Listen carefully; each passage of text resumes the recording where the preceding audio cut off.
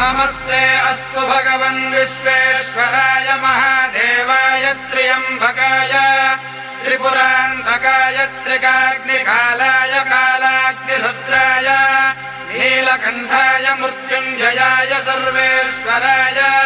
सदाशिवाय श्रीमन्महा